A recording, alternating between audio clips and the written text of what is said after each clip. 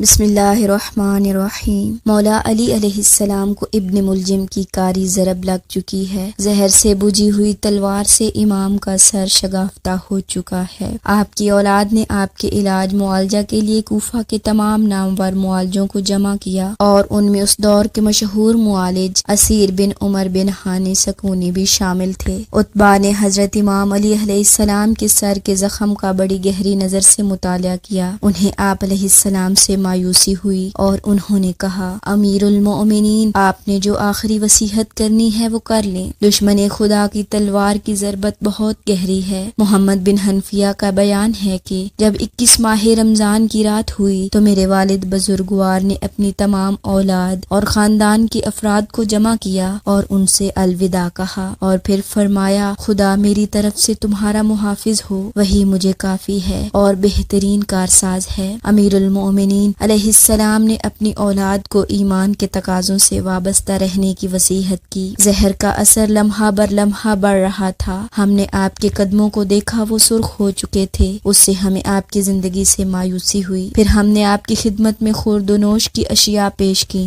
آپ نے تناول کرنے سے انکار کر دیا۔ ہم نے آپ کے ہونٹوں کی طرف دیکھا تو وہ ذکر الہی میں مصروف دکھائی دیے۔ پھر آپ نے اپنی اولاد میں سے ایک ایک کا نام لے کر انہیں خدا حافظ کہا۔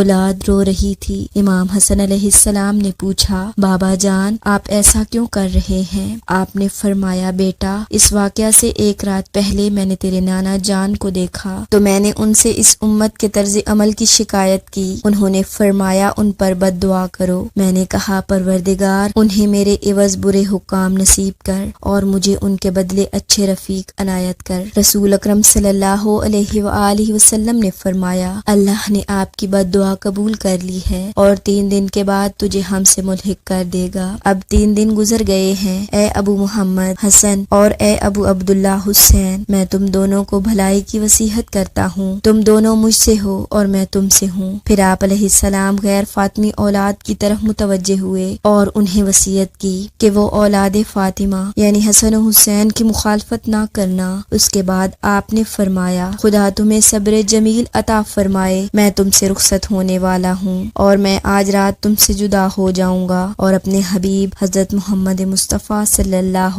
علیہ وآلہ وسلم سے ملنے والا ہوں۔ اے ابو محمد، جب میری وفات ہو جائے تو تم مجھے غسل دینا اور کفن پہنانا اور اپنے نانا صلی اللہ علیہ وآلہ وسلم کے بچے ہوئے کافور سے مجھے حنوط کرنا۔ وہ جنت کا کافور ہے جسے جبرائیل امین لے کر آئے تھے۔ پھر مجھے چارپائی پر لٹا دینا، چارپائی کا اگلا حصہ نہ پکڑنا، اس کا پچھلا حصہ پکڑنا، جہاں پہنچ کر اگلا حصہ رک جائے وہاں چارپائی کو روک دینا۔ پھر حسن، آگے بڑھ کر میری نماز جنازہ پڑھنا اور جنازہ میں 7 تکبیرات کہنا، اور یہ بھی جان لو کہ 7 تکبیر نماز جنازہ میرے علاوہ کسی اور کے لیے جائز نہیں ہے۔ البتہ ایک اور شخص پر بھی 7 تکبیریں پڑھی جائیں گی، وہ آخری زمانہ میں خروج کرے گا، اس کا نام قائم مہدی ہوگا اور وہ تیرے بھائی حسین علیہ السلام کی نسل میں سے ہوگا۔ وہ ہر ٹیڑھے پن کو درست کرے گا۔ پھر جب نماز پڑھ کر فارغ ہو جاؤ تو چارپائی کو اس کو مقام سے ہٹا دینا اور اس جگہ کی مٹی ہٹانا۔ وہاں تمہیں تیار قبر دکھائی دے گی، مجھے اس میں لٹا دینا۔ جب مجھے لٹا لینا تو پھر میرے وجود کو قبر میں تلاش کرنا، تو مجھے وہاں نہیں پاؤ گے۔ میں تیرے نانا کے ساتھ ملحق ہو چکا ہوں گا۔ اے فرزند، تمہیں معلوم ہونا چاہیے کہ اگر کوئی نبی مشرق میں مرے اور اس کا وصی مغرب میں مرے، اللہ دونوں کی ارواح اور اجسام کو یکجا کر دیتا ہے، پھر وہ جدا ہو جاتے ہیں اور ہر ایک اپنی اصلی قبر کی طرف منتقل کر دیا جاتا ہے۔ پھر قبر کو اینٹوں سے بند کرنا اور اس پر مٹی ڈالنا، پھر میری قبر کے نشان کو غائب کر دینا۔ امیر المومنین علی ابن ابی طالب کی ایک اور وصیت بھی ہے جو کہ آپ کی عظیم وصیتوں میں سے ہے۔ آپ نے وہ وصیت اپنی شہادت کی شب فرمائی تھی۔ سلیم بن قیس الہلالی کا بیان ہے کہ میں امیر المومنین علی علیہ السلام کی اس وصیت میں موجود تھا جو انہوں نے اپنے فرزند حسن مجتبی کو کی تھی، اور حسین محمد بن حنفیہ اور اپنی جملہ اولاد اور اپنے اہل بیت کے بزرگوں اور شیعوں کو اس پر گواہ مقرر کیا تھا۔ پھر آپ نے کتابیں اور ہتھیار امام حسن علیہ السلام کے سپرد کیے اور فرمایا، رسول اکرم صلی اللہ علیہ وآلہ وسلم نے مجھے حکم دیا تھا کہ میں تجھے اپنا وصی مقرر کروں اور اپنی کتابیں اور ہتھیار اس طرح سے تیرے سپرد کروں جس طرح کہ رسول اکرم صلی اللہ علیہ وآلہ وسلم نے مجھے اپنا وصی بنایا تھا۔ تھا اور اپنی کتابیں اور ہتھیار میرے سپرد کیے تھے۔ رسول خدا صلی اللہ علیہ وآلہ وسلم نے مجھے حکم دیا تھا کہ میں آپ کا یہ پیغام بھی پہنچا دوں کہ جب تم پر موت آئے تو یہ چیزیں اپنے بھائی حسین کے سپرد کرنا۔ پھر آپ نے امام حسین سے فرمایا، رسول خدا نے حکم دیا تھا کہ آپ یہ چیزیں اپنے فرزند علی ابن الحسین کے سپرد کرو گے۔ پھر آپ نے علی ابن الحسین سے فرمایا، رسول خدا نے مجھے حکم دیا تھا کہ آپ یہ چیزیں اپنے فرزند محمد بن علی کے سپرد کرو گے اور رسول خدا اور میری طرف سے انہیں سلام کہنا۔ معزز ناظرین، نماز جنازہ کے بعد سفید پہاڑوں کے درمیان ایک مقام سے مٹی ہٹائی تو قبر اور لحد تیار ملی۔ حسنین علیہ السلام، محمد بن حنفیہ اور عبداللہ ابن جعفر قبر میں اترے اور نعش اقدس کو لحد میں اتارا اور لحد کو اینٹوں سے بند کر کے مٹی ڈالی اور قبر زمین کے برابر کر دی۔ قبر کے محل وقوع کا صحیح علم امیر المؤمنین کی اولاد اور ان مخصوص اصحاب کے علاوہ جو شریک جنازہ تھے کسی کو نہ تھا۔ قبر کے مخفی رکھنے میں یہ مصلحت کار فرما تھی کہ خوارج اور اموی حکمران اس وحشیانہ طرز عمل کا ارادہ نہ کر سکیں جس کا مظاہرہ احد میں شہداء کے اعضاء و جوارے کاٹنے کی صورت میں ہو چکا تھا۔ جب اموی دور ختم ہو گیا اور وقتی طور پر فضا پرسکون ہو گئی تو ابو العباس صفا کے دور میں امام جعفر صادق علیہ السلام عراق میں تشریف فرما ہوئے تو اپنے اصحاب میں سے ابو بصیر، عبداللہ بن طلحہ، معلا ابن خینس، یونس ابن زیبان اور زرارہ وغیرہ کو قبر کے محل وقوع سے مطلع کیا، جس کے بعد خواص شیعہ کی آمد و رفت کا سلسلہ شروع ہو گیا۔ کوفہ میں 300 صحابیوں نے وفات پائی مگر امیر المؤمنین کی قبر کے علاوہ کسی کی قبر کا پتہ نہیں ہے اور حضرت کی قبر وہی ہے جس کی اب لوگ زیارت کرتے ہیں۔ 21 رمضان یوم شہادت حضرت امام علی علیہ السلام پر تمام مومنین کے ساتھ غم میں برابر کے شریک ہیں اور مسلمانان عالم سے تعزیت کرتے ہیں۔ خداوند متعال بسط کے معصومین علیہ السلام کے ہم کو فرامین امیر المومنین علیہ السلام پر عمل پیرا ہونے کی توفیق عطا فرمائے۔